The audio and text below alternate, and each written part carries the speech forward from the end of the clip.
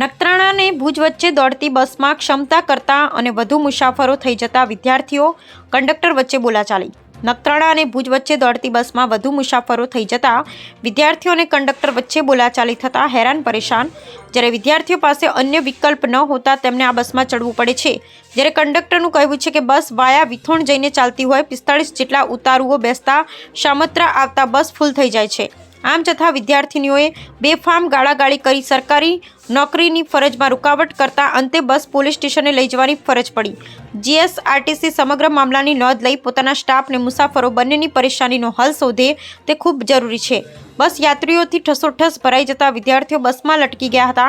તેમને વાળવા જતા કંડક્ટરને લેવાના દેવા પડ્યા હતા। મા બાપ જેમને સભ્ય અને શિક્ષિત બનવા માટે શાળાએ મોકલે છે એ વિદ્યાર્થીઓએ કંડક્ટર સાથે બેફામ ગાળાગાળી કરતા મામલો બીચક્યો હતો।